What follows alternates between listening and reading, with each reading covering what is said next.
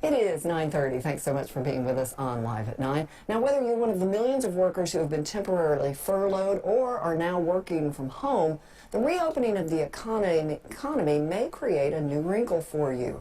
This morning, we are live with employment law attorney Alan Crone. Good to see you as always, Alan.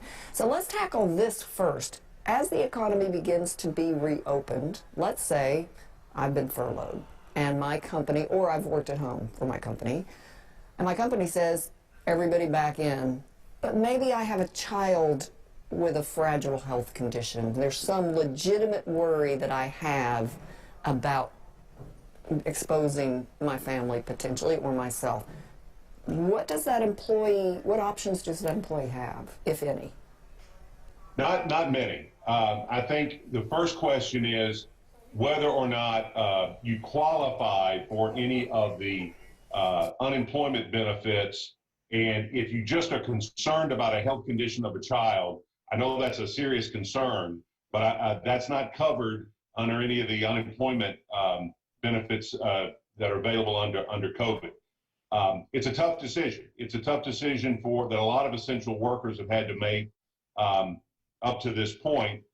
Do I go in for work and get a paycheck but potentially expose myself, or do I stay at home but yet suffer an economic hardship even though I may protect my health? It's a tough choice, but at some point you got to come down one side or the other. Gotcha. Okay, so if you've been receiving unemployment aid, you will lose that. What about if the employer says, I mean, because many people, and I'm sure in this situation many companies would be as understanding as they could be, case by case.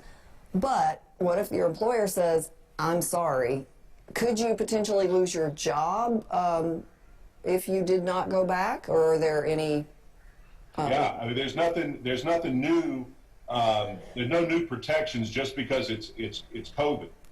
In fact, the Department of Labor has specifically said that fear of infection is not a basis for unemployment.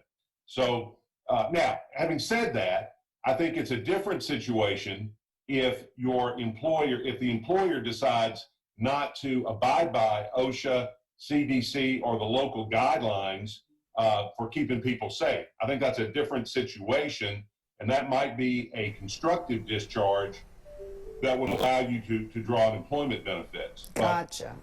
But that's a kind of a Monday morning quarterback kind of thing, because what'll happen is you'll make that decision, you'll make that choice, and then you'll find out if it was the right choice on the other side. And I'm assuming employees in that situation would need to document, for instance, that there are no social distancing requirements, that, you know, whatever the requirements are, that there, if the measure in front of council passes, for instance, that employers are required to make employees wear masks. If that doesn't happen, first you need to document that, and then you would have to hire an attorney and take legal action, right? So it's not like going to be an immediate thing that you would get relief, I would think. That's right. I think you would want to consult an attorney about it. You definitely would want to document it. You'd want to consider whether or not you should report that to the Department of Health or to OSHA or to someone else. And, you know, I represent a lot of people, and I've been getting calls with precisely this question from both workers and employers. And what I've told employers is, look, this is not just legal compliance, this is good business. Employees are going to want to go to places where they feel safe, where they are safe, as safe as they can be. And customers are going to watch this too. I mean, customers aren't going to want to do business with people that put their employees in harm's way, and more importantly, put their customers in harm's way. So I would think that most responsible employers are going to do everything they can and then some to provide a health and safety work environment, because that's good business.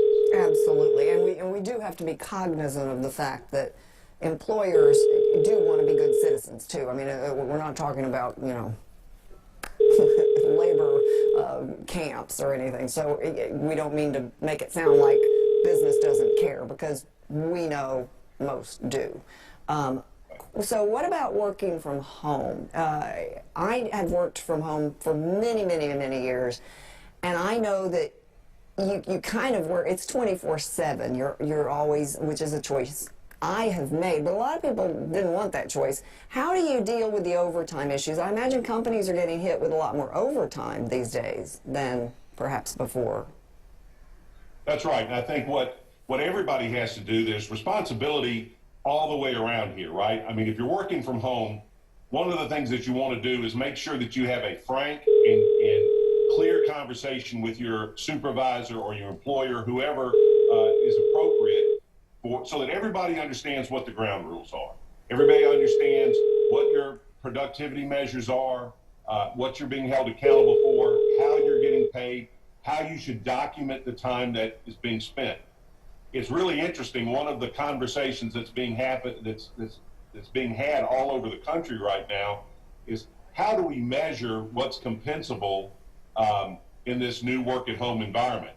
Our employment laws, particularly the Fair Labor Standards Act, is a Depression-era law. It was passed in the 30s when everybody's idea of work was you got paid for hours that you worked, and you would walk in and literally punch a time clock, go work, come back, punch a time clock, and go home, and you get paid for everything in between.